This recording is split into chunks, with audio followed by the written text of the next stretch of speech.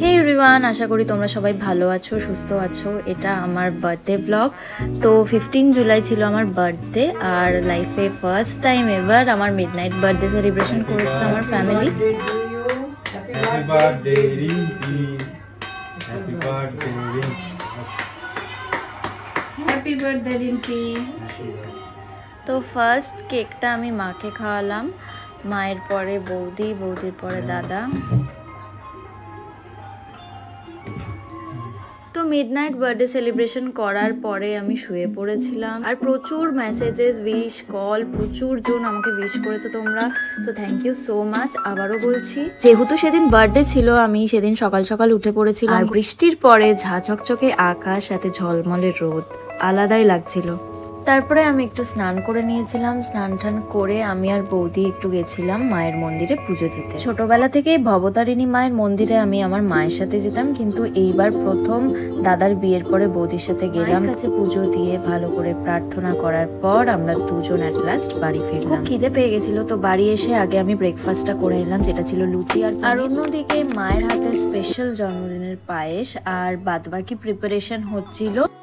তো both birthday lunch আর ডিনারের preparation হচ্ছিল রান্নাঘরে। আমি সব ক্লিপ নিতে পারিনি ঠিকই, তবুও কিছু কিছু ক্লিপ আমি নিয়েছি, যেখানে রাত্রিরের প্রিপারেশনটা চলছিল বেসিক্যালি। আর খাবারের গন্ধ পেলেই তো এরা দুজন আছেই, রান্নাঘরে চলে আসে। মায়ের আবদার ছিল যেন আমি শাড়ি পরি, কেন কি তখন আশীর্বাদ করতো মা, আর মায়ের সাথে সাথে বৌদিও। চট করে রেডি হয়ে নিলাম, আর এই ছিল আমার লুক। তো তোমরা জানিও আমাকে কেমন লাগছিল।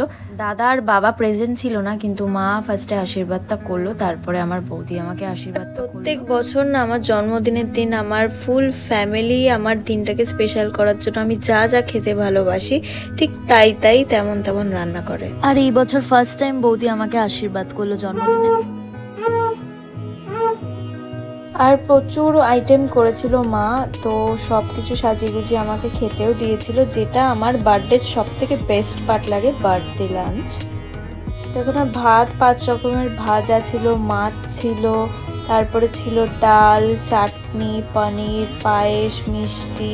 ও মাটনটা তো বলতে ভুলেই গেছিলাম। এত কিছু সত্যিই খাওয়া যায় না, আমি কিছুটা তুলে রেখেছিলাম। তো আমি আর বৌদি খেতে বসে গেছিলাম। আর রান্না নিয়ে তো সত্যিই কোনো কথা হবে না, দারুণ, জাস্ট ফাটাফাটি। দুপুরের খাওয়াটা এতটাই হেভি হয়ে গেছিল, তারপরে আমি একটু রেস্ট নিয়ে নিয়েছিলাম, কারণ বিকেলে একটু বেরোনো ছিল, সবাইকে ট্রিট দেবো বলে। আর তার জন্যই দাদা স্পেশালি পোলাও আর চিকেন বানাচ্ছিল।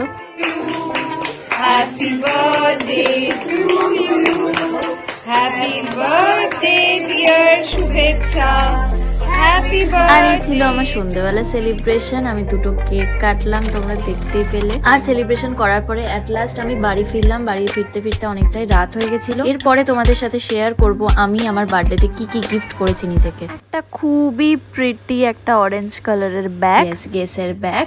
কালারটা খুবই সুন্দর, মাঝে আউট অফ স্টক হয়ে গেছিল। সেকেন্ড আমি একটা ওয়াচ কিনেছিলাম, and the watch is from Michael Kors. তো ফাইনালি বাড়ি এসে গেছি, সেলিব্রেশন করে ডিনারও হয়ে গেছে। আর সবাইকে মেনি মেনি থ্যাঙ্কস, যারা তোমরা আমাকে উইশ করেছো, আমার ডেটাকে আরো স্পেশাল করে তুলেছো। এটা বলে দিই, এটা 16 তারিখে আমার একটা শ্যুট ছিল, 15 তারিখ ছিল আমার বার্থডে, আর 16 তারিখ আমার স্টারক্রাফটে শ্যুট ছিল। তো শ্যুট শেষের পর আমার জন্য কেক আনা হয়েছিল, তো সারপ্রাইজটা পেয়ে তো আমি খুব খুশি ছিলাম। Thanks to each and everyone.